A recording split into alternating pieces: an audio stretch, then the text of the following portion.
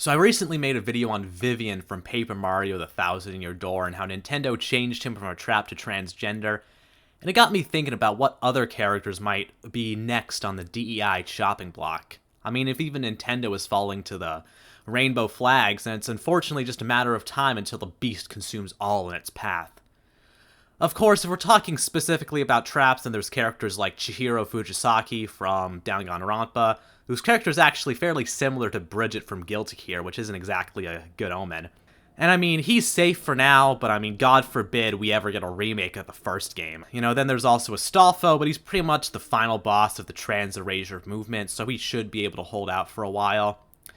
However, rather than just traps, my mind wandered to a specific game with two characters that dabble in gender and sexuality, who are frequently misunderstood by LGBT activists. Of course, I'm talking about Kanji Tatsumi and Naoto Shirogane from Persona 4. Now, I'm sure if you've played the game, you know exactly what I'm talking about. Kanji's sexuality and Naoto's gender identity are both the subject of hot takes from people who don't know what they're talking about. But before we dive into that, let's set the stage a bit. See, recently Persona 3 received a highly requested remake known as Persona 3 Reload. Personally, I find the game enjoyable, but I do have some issues with it. However, most fans are extremely satisfied by it and are now even demanding a Persona 4 remake. And this is where we start to run into trouble, because while Persona 3 Reload was mostly faithful from its story perspective, I have some fears that by the time we get a Persona 4 remake, localizers and even the developers themselves may choose to take more than just a few creative liberties. Now, you may be saying, Atlus won't ever kowtow to the Western woke mobs, they only care about their Japanese audience. They couldn't give a damn about activists on Twitter. And to that I say you're mostly right, but you may not be forever. See, Atlus has already censored Persona in the West, nothing major of course, but they did alter that one gay joke in Persona 5 Royal, and they removed that one trans scene in Persona 3 Reload. Both were done to make the games more politically correct, of course, and those are both very tiny changes in the grand scheme of things. But even the smallest seed can grow into a big-ass fantasy tree. Ultimately, Atlus West will likely continue to become more leftist, and even Atlus themselves might follow in the footsteps of their sister developer, Ryuga Gotoku Studio, and adopt global standards, i.e. more diversity, equity, and inclusion.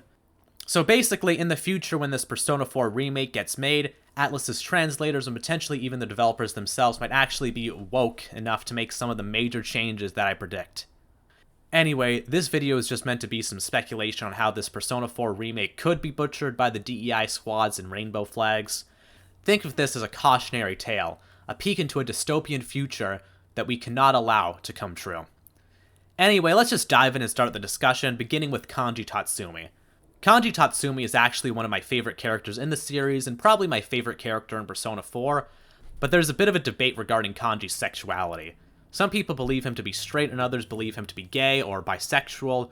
I won't dive too deep into this debate since a full breakdown of Kanji's character is a bit beyond the scope of this video, but basically, the game doesn't explicitly state what his sexual orientation is, although I personally believe him to be straight. Anyway, it seems fairly likely to me that if we get a Persona 4 remake, then we'll probably also get a confirmation that Kanji is gay. Of course, many fans will be remiss by this inclusion, but you have to get that DEI score up somehow. Going a step further, I wouldn't even be surprised if there was a scene where Kanji comes out. That would be the cringiest thing in existence, but what's the point of being gay if you don't make a big deal out of it, right? I can only imagine such a scene looking something like this. Everybody, I'm gay.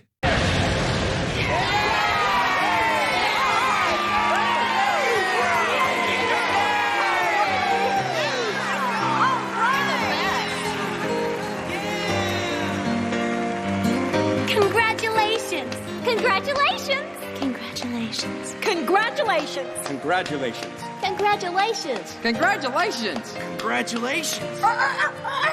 Congratulations! Congratulations. Congratulations! Congratulations. Congratulations! Thank you all.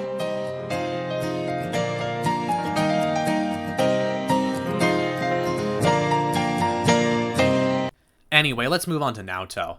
Naoto thankfully will probably get out relatively unscathed compared to Kanji, but let's start off with one thing that will 100% be changed, this line right here. But though I will one day change from a child to an adult, I will never change from a woman to a man. I guarantee you that this will be removed from the remake, or at the very least, the English version. Look, all the other possible changes I'm bringing up may or may not happen, but I would be genuinely shocked if this line isn't removed or highly edited.